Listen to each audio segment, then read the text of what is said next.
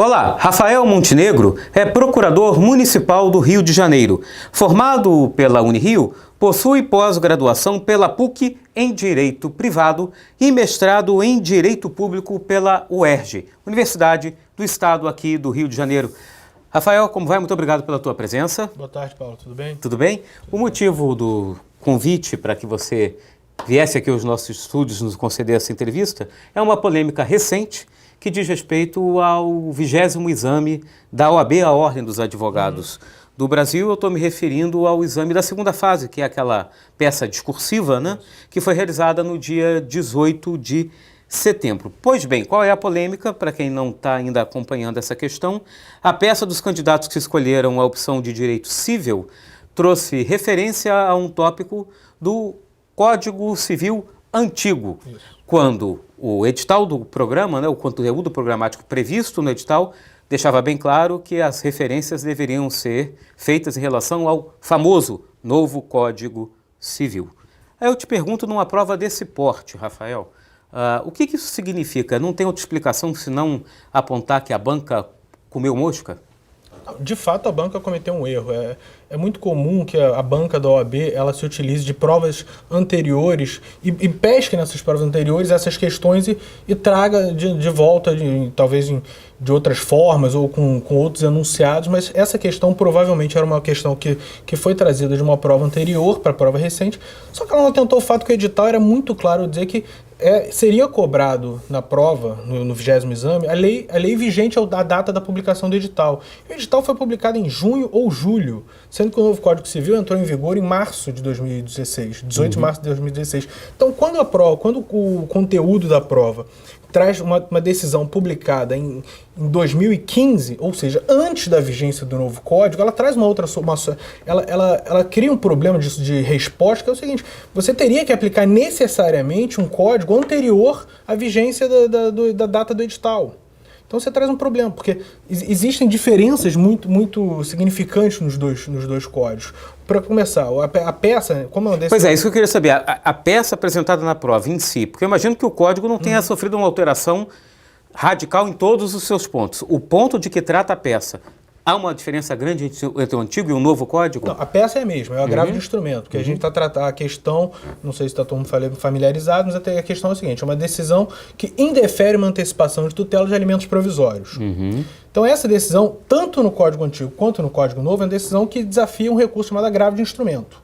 O recurso para você visar a reforma dessa decisão é o agravo de instrumento. Agora, quais são as grandes diferenças? O agravo de instrumento no novo Código Civil, ele é em 15 dias úteis. No Código Antigo são 10 dias corridos.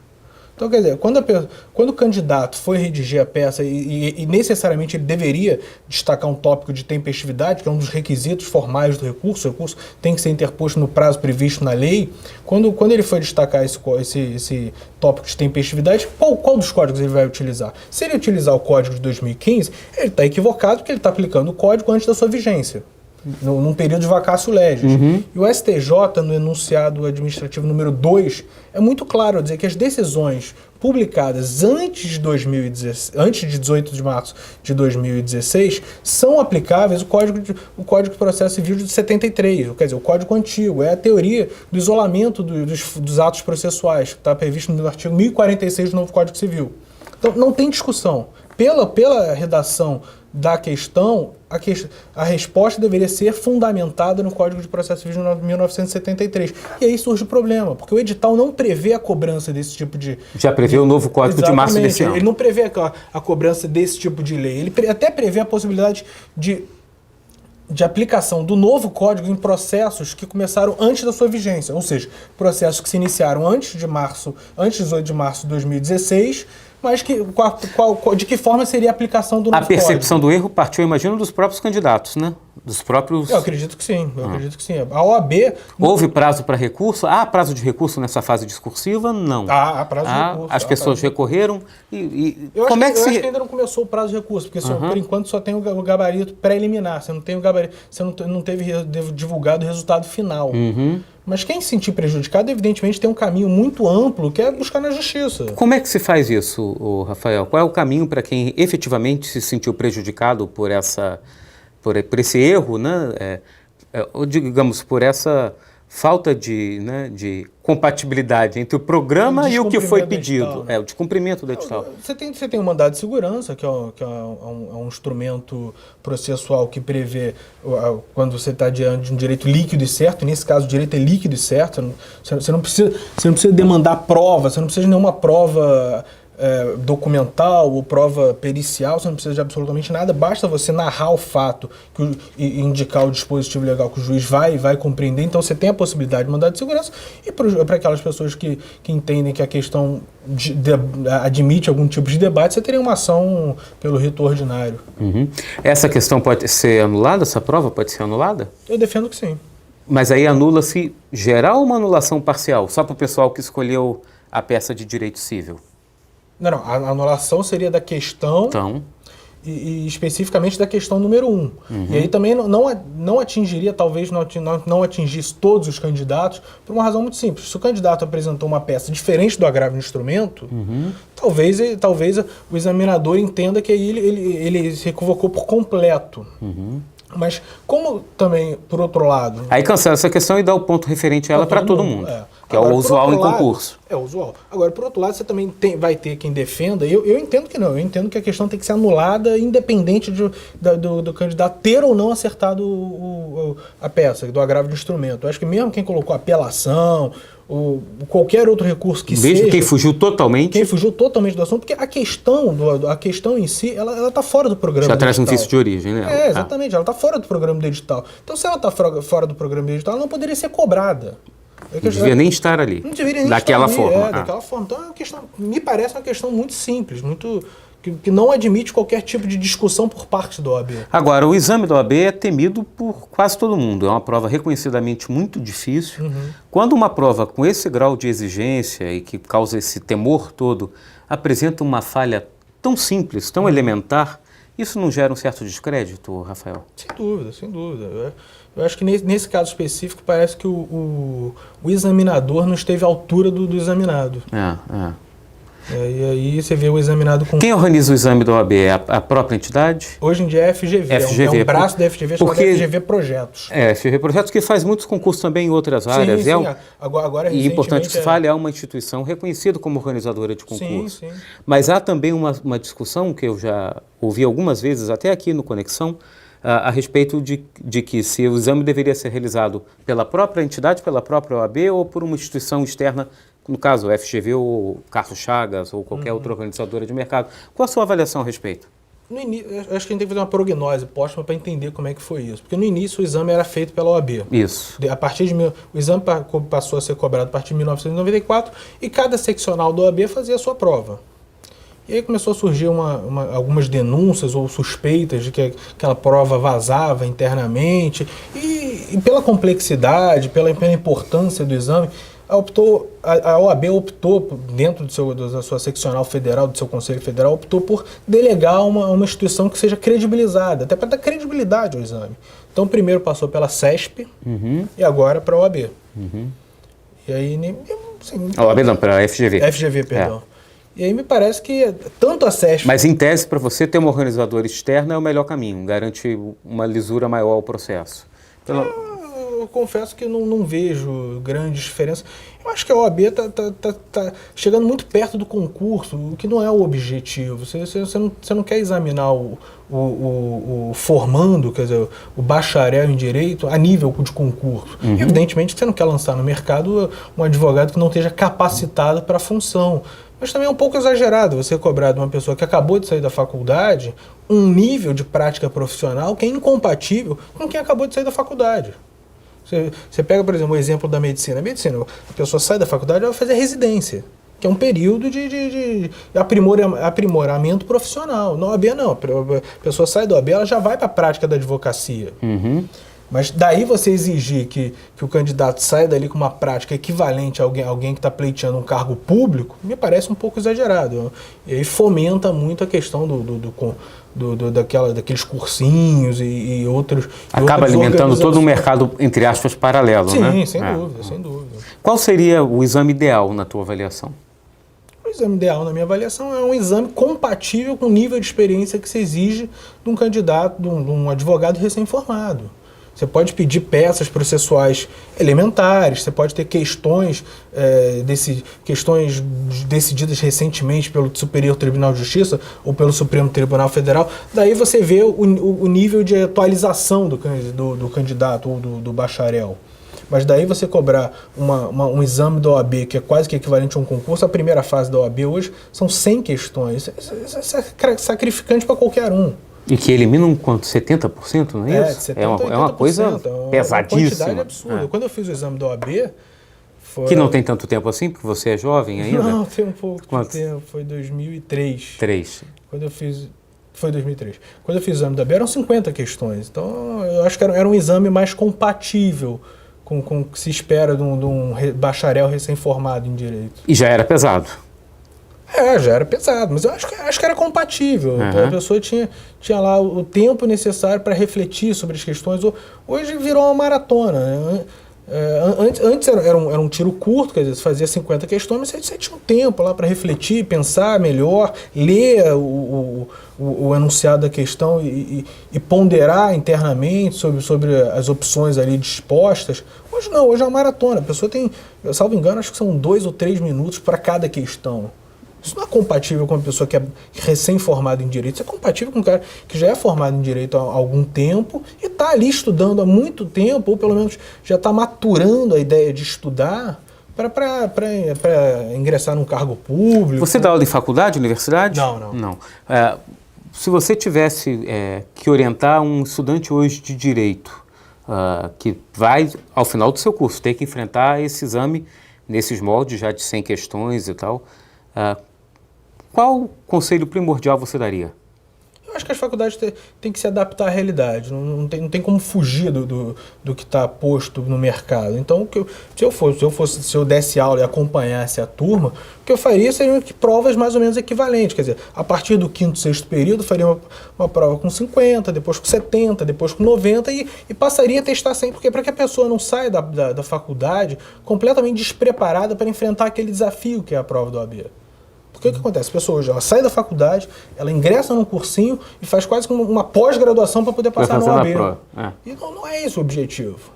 Ou não deveria ser, não né? Deveria ser. Acaba sendo esse o objetivo, mas não deveria ser. A situação concreta acaba sendo essa, mas não deveria ser esse o sistema de formação do advogado. Eu acho que é muito mais importante para o bacharel que está recém-formado ter uma prática profissional junto a advogados mais experientes e vivenciar o dia a dia do advogado, do que efetivamente ter que passar por essa maratona exaustiva e desgastante de 100 questões, muitas das questões perguntando a diferença de quórum, se determinado projeto de lei precisa de 1/3, 2/3.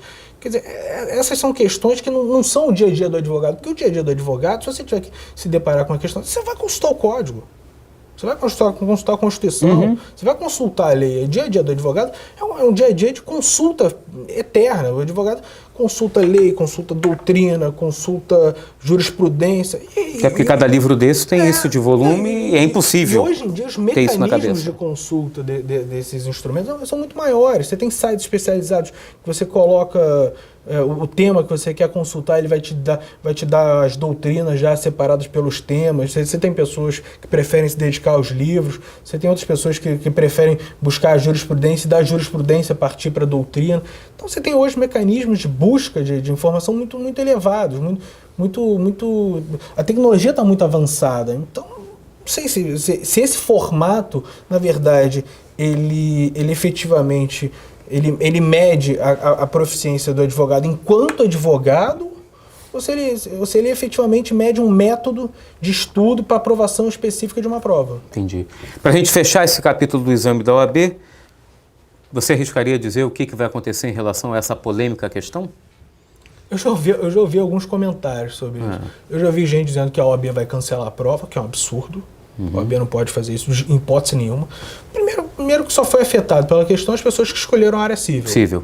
Então, quer dizer, você não pode cancelar só a área civil. Depois que o erro o erro é um fortuito interno, digamos assim, um erro da própria OAB na elaboração de uma questão. Então, ela não pode simplesmente cancelar aquela prova e exigir dos candidatos que façam outro exame em data posterior. Isso é um absurdo. Eu já ouvi tese também de que a própria OAB vai reconhecer o equívoco e anular a questão. Anular a questão. E já vi gente também dizendo que a OAB vai aceitar as duas, tanto o agravo de instrumento pelo novo CPC quanto pelo CPC antigo. Quem respondeu por qualquer um dos dois códigos. Quem respondeu por qualquer um dos dois códigos. A gente não sabe o que efetivamente vai acontecer. E aí, nesse caso, quem fugiu totalmente ao tema ficaria de fora. Dançaria. Mas a pessoa que fugiu totalmente ao tema, por mais equivocado que esteja, ele não vai defender não a aprovação, mas os pontos que ele deveria receber pelo fato da resposta que ele deu. Ele vai defender exatamente porque a OAB fugiu do edital. E o edital é a lei do concurso. Um dos princípios básicos é exatamente o princípio da confiança na administração pública. Quer dizer, se a administração pública, o ato administrativo da administração ela não é confiável, você perde completamente o sentido da administração. Se você fica à disposição da discricionariedade do administrador, ou nesse caso específico do examinador, você não tem a credibilidade. O concurso perde totalmente seu objeto, porque no curso ele vai mudando as regras e o candidato fica à mercê dessa boa vontade, digamos assim. E é uma pena também, é sempre uma pena quando isso acontece em prova de concurso. É uma pena. E até talvez a solução mais sensata seja realmente anular a questão, mas isso também é uma pena porque acaba embrulhando um pouco o resultado, deturpando o resultado. Sim, né? sim. Você coloca no mesmo barco, você dá ponto na mesma condição, tanto para quem respondeu por ou para outro código, como o cara que fugiu totalmente ao tema, né? O cara que não passaria nem perto da resposta certa. Então, deturpa um pouco o resultado final. É sempre uma pena, né? É sempre uma pena. Sempre a situação concreta que se põe hoje é a seguinte, porque como é que é formada a segunda fase da OAB? Você tem a peça, prática profissional, e você tem 5 questões. A peça vale 5, e cada questão vale 1, e a soma desses 5 mais 5 dão 10, que é a nota final. Quer dizer, no fim das contas, quem acertou uma questão vai ser aprovado. Vocês, advogados, têm que enfrentar o exame da OAB, mas vocês depois têm, entre aspas, uma recompensa. Porque eu acho que, para os advogados, geralmente vocês têm disponíveis a maior parte de ofertas e as melhores ofertas no campo de concurso público. Né? Sempre que sai edital, principalmente quando se fala então da área específica de vocês, tribunais e tal, não há qualquer dúvida em relação a isso. Mas até mesmo em algumas empresas e tal, públicas, o cargo de advogado sempre está presente, geralmente com um número expressivo de vagas e uma remuneração também atrativa. Diante disso, eu queria te perguntar, o país, em geral, e também estados e municípios, não só o governo federal, passa por um momento de crise, né, reconhecida crise, suspensão de concursos em quase todas as esferas. Isso dá uma desanimada no pessoal de direito, ou o pessoal de direito tem que permanecer atento às oportunidades que são abertas na carreira pública? Eu acho que a questão da suspensão do concurso você pode ver de duas formas, né? Uma forma de oportunidade da pessoa que quer se preparar cada vez melhor, e é uma forma também de você separar quem efetivamente é uma pessoa dedicada ao concurso público ou aquela pessoa que está desanimada com a carreira privada e vê no concurso uma alternativa. Aquela pessoa que faz concurso por vocação, quer dizer, a pessoa que é vocacionada para ser juiz, a pessoa que é vocacionada para ser procurador, para ser promotor, aquela pessoa ela não vai desistir do concurso. Ela vai entender que esse adiamento é um adiamento provisório. A carreira ela vai precisar ser recomposta, os quadros vão precisar ser preenchidos. Então ele vai entender que aquilo ali é uma oportunidade para ele se preparar melhor. Ganha tempo, né, de estudo. Ganha tempo com isso, exatamente. Não é exatamente uma desmotivação, mas é um período a mais para se preparar. Então a pessoa que está realmente focada em passar no concurso, ela não vai se preocupar com isso. Agora, e muita gente que faz faculdade de Direito está de olho justamente na carreira pública também, não é? Eu acho que a carreira pública está passando por um momento de crise, porque algumas pessoas veem na carreira pública uma profissão. E a carreira pública não pode ser vista como profissão. Você não pode ser juiz porque você quer ter uma segurança. Você tem que ser juiz porque você é um vocacionado.